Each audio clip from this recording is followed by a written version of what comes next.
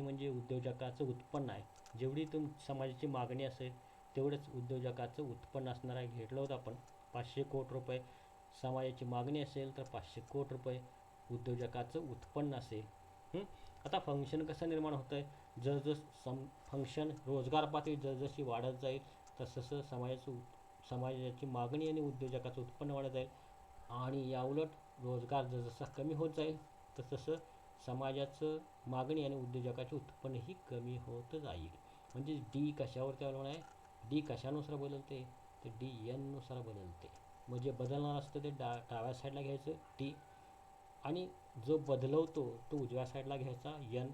D is equal to function of N. एनच्या बदलानुसार D बदलणार आहे. एन कमी झाला डी कमी होईल, एन वाढला डी वाढेल. आता या फंक्शनला आपण काय म्हणणार आहे, एकूण मागणी फलन. आता आपण एकूण मागणी फलनाचा विचार केला, सिंपल आहे. आता आपल्याला विचार करायचा आहे दुसरी कन्सेप्ट त्याची, की ज्याच्यावरती मुख्य त्याचं जे ध्येय आहे ते त्याला साध्य करायचं आहे. म्हणजे नफा हा प्रामुख्याने कधी मिळणार असतो, तर उत्पादन काढल्यानंतर. मग उत्पादन कधी काढत असतं, तर रोजगार तुम्ही कामावरती लावाल, कामगार कामावरती लावाल, कामगार उत्पादन काढतील, त्याची विक्री करतील, मग नफा मिळेल. मग नफ्यावरती तुमचं उत्पादन काढायचं नाही ठरतं, पण नफा हा उत्पादनाची विक्री केल्यानंतर मिळणार असतो. म्हणून सुरुवातीस काय करावं लागेल, उत्पादन आणि रोजगार निश्चित करावा लागेल. उत्पादन आणि रोजगार निश्चित करण्यासाठी तो काय म्हणतो, एकूण मागणी फलन याचा विचार करावा लागेल. आणि दुसरं म्हणजे एकूण पुरवठा फलन या दुसऱ्या गोष्टीचा विचार करावा लागेल. आता आपण विचार करूया एकूण पुरवठा फलन. आता इथं आपण घेतले बघा की ॲग्रिगेट सप्लाय फंक्शन, म्हणजेच एकूण पुरवठा फलन. फंक्शन म्हणजे फलन, ॲग्रिगेट एकूण, सप्लाय म्हणजे पुरवठा, फंक्शन फलन. आता एकूण पुरवठा फलन. आता एकूण पुरवठा म्हणजे काय याचा थोडासा विचार करू. आता एकूण पुरवठा म्हणजे अर्थव्यवस्थेत जेवढे उद्योजक आहेत त्या सर्व उद्योजकांनी काढलेलं उत्पादन, म्हणजेच काय असणार आहे, अर्थव्यवस्थेतला पुरवठा असणार आहे. त्या अर्थव्यवस्थेच्या पुरवठ्याची किंमत किती आहे, म्हणजेच त्या वस्तूंचा उत्पादन खर्च. म्हणजे एकूण पुरवठा म्हणजेच अर्थव्यवस्थेतील उद्योजकांनी उत्पादन काढण्यासाठी केलेला खर्च होय. बघा मी आणखी सांगतोय, अर्थव्यवस्थेतील उद्योजकांनी उत्पादन काढण्यासाठी केलेला खर्च म्हणजेच उत्पादन खर्च. म्हणजे अर्थव्यवस्थेतील एकूण उत्पादन खर्च म्हणजेच एकूण पुरवठा होय. आता ही जी बाजू आहे ही उद्योजकाच्या खर्चाची बाजू आहे. आणि आपण पाठीमागे बघितलं होतं मागणी, एकूण मागणी म्हणजे उद्योजकाच्या उत्पन्नाची बाजू आहे. बघा दोन बाजू आहेत, आपण विचार करतोय. एक म्हणजे एकूण मागणी, ॲग्रिगेट डिमांड म्हणजेच उद्योजकाच्या उत्पन्नाची बाजू आहे, आणि ॲग्रिगेट सप्लाय म्हणजेच उद्योजकाच्या खर्चाची बाजू आहे, उत्पादन खर्चाची बाजू आहे. जेवढा उत्पादन खर्च असेल तेवढाच अर्थव्यवस्थेतला पुरवठा असेल. आता पुरवठाचं फंक्शन विचारात घ्यायचं आपलं, ॲग्रिगेट सप्लाय फंक्शन, एकूण पुरवठा फलन याचा विचार आपल्याला करायचा आहे. आता पुरवठा ही त्याने केन्सनी रोजगार पातळीत मोजलेला आहे. आता कसा मोजला आहे ते आपण कोष्टकावरून अभ्यासू. आता बघा,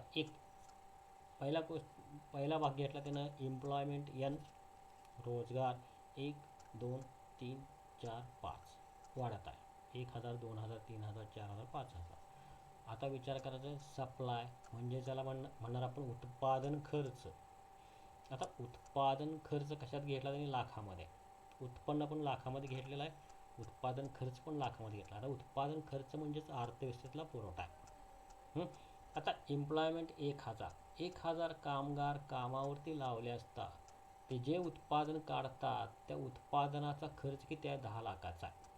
म्हणजेच 1000 रोजगार पातळीस 10 लाख उत्पादन खर्च आहे, म्हणजे 10 लाखाचा अर्थव्यवस्थेत पुरवठा आहे. यस, सप्लाय म्हणजे यस. यस किती आहे? 10 लाखाचा आहे. यन किती आहे? 1000चा आहे. म्हणजे 1000 यन असताना अर्थव्यवस्थेत यश किती आहे? 10 लाखाचं आहे. म्हणजे 1000 रोजगार कामगार कामावरती लावले असता ते 10 लाखाचं उत्पादन काढतात. म्हणजे 10 लाखाचा उत्पादन खर्च उद्योजकांनी केलेला आहे. 10 लाखाचं अर्थव्यवस्थेत पुरवठा आहे. याला काय म्हणतात? पुरवठा किंमत. 1000 रोजगार पातळीस अर्थव्यवस्थेतला पुरवठा किंमत किती आहे? तर 10 लाखाचा पुरवठा किंमत अर्थव्यवस्थेत आहे. आता रोजगार पातळी वाढवली. 2000 रोजगार पातळीस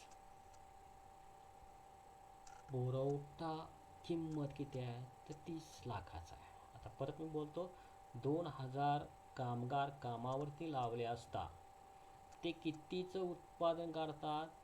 तर ते 30 लाखाचं उत्पादन काढतात. म्हणजेच 2000 रोजगार पातळीस उत्पादन खर्च 30 लाख रुपयाचा आहे. 3000 कामगार कामावरती लावले, 54 लाखाचा उत्पादन खर्च ते करतात. म्हणजेच किती? उत्पादन खर्च 54 लाखाचा आहे. अर्थव्यवस्थेतला पुरवठा किती आहे? 54 लाखाचा. 3000 रोजगार पातळीस 54 लाखाचा उत्पादन खर्च होत आहे. म्हणजे 3000 कामगार मिळून 54 लाखाचं उत्पादन काढतात किंवा 54 लाख इतका उत्पादन खर्च अर्थव्यवस्थेत निर्माण होतो. म्हणजे 54 लाखाचा पुरवठा अर्थव्यवस्थेत आहे किंवा 54 लाख इतकी पुरवठा किंमत अर्थव्यवस्थेत आहे. किती हजार कामगार पातळीस? 3000 कामगार पातळीस. म्हणजे N3 असताना यस किती असेल? 54 लाख असेल. पुढं 4000 कामगार कामावरती लावले, त्यांनी उत्पादन काढले किती? 80 लाखाचं उत्पादन काढलं आहे. म्हणजेच अर्थव्यवस्थेला उत्पादन खर्च किती आहे किंवा उद्योजकाचा उत्पादन खर्च किती आहे? तर 80 लाख इतका उत्पादन खर्च आहे. म्हणजेच अर्थव्यवस्थेला पुरवठा किती आहे? आणि उत्पादन खर्चा इतकाच अर्थव्यवस्थेला पुरवठा असेल. म्हणजे 80 लाख इतका पुरवठा आहे. 4000 रोजगार पातळीस 80 लाख उत्पादन खर्च आहे किंवा 80 लाखाचा अर्थव्यवस्थेला पुरवठा आहे. किंवा 4000 रोजगार पातळीस अर्थव्यवस्थेतली पुरवठा किंमत किती आहे? तर 80 लाखाची पुरवठा किंमत आहे. किंवा N4 असताना अर्थव्यवस्थेत यश किती असेल? तर 80 असेल. दुसरा, आता 5000 कामगार कामावरती लावले, तर ते सर्वजण मिळून 98 लाखाचं उत्पादन काढतात. म्हणजे उत्पादन खर्च किती आहे?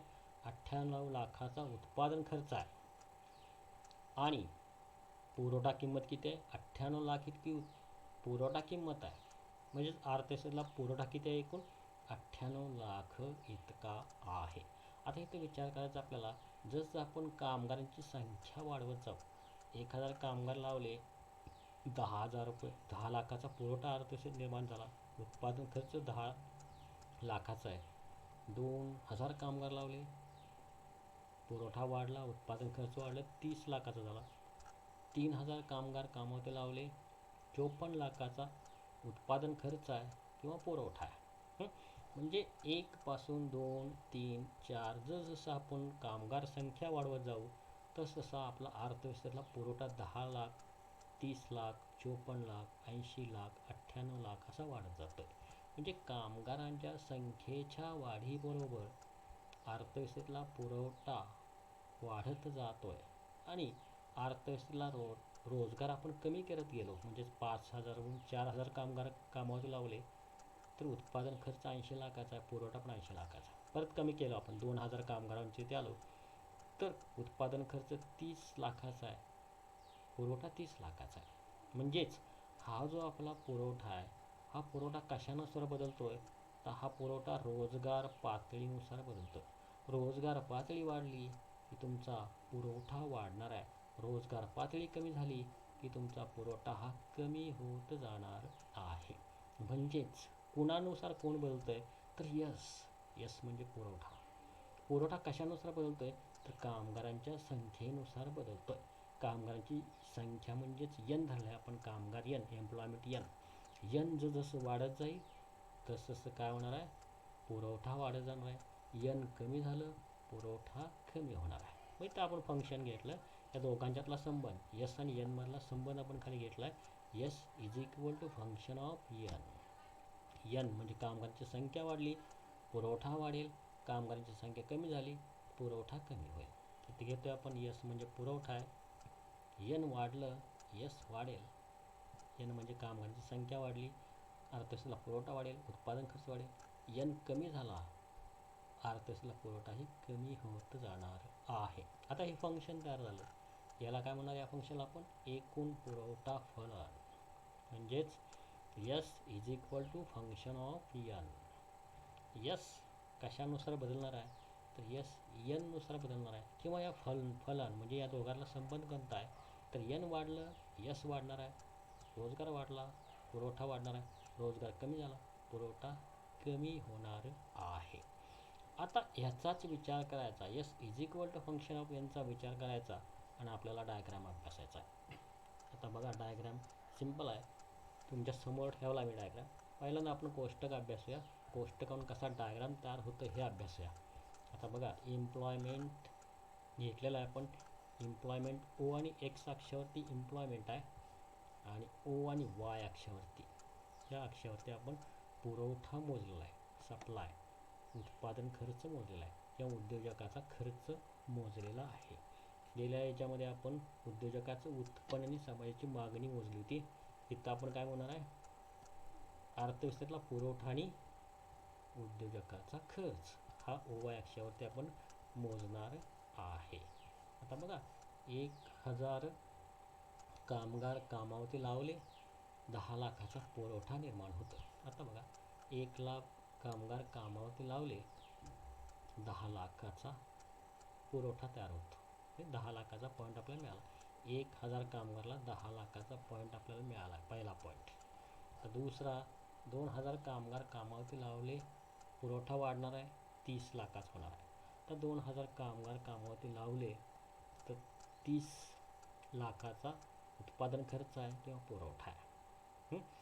दुसरा पॉईंट आपल्याला मिळाला. तर तिसरा पॉईंट 3000 कामगार कामावरती लावले, 54 लाखाचा उत्पादन खर्च आहे किंवा 54 लाखाचा काय पुरवठा आहे. आता 3000 कामगार कामावरती लावले, 54 लाखाचा पुरवठा अर्थव्यवस्थेत आहे. 4000 कामगार कामावरती लावले तर साहजिकच 80 लाखाचा पुरवठा अर्थव्यवस्थेत निर्माण होतो किंवा उत्पादन खर्च किती आहे उद्योजकाचा 80 लाखाचा.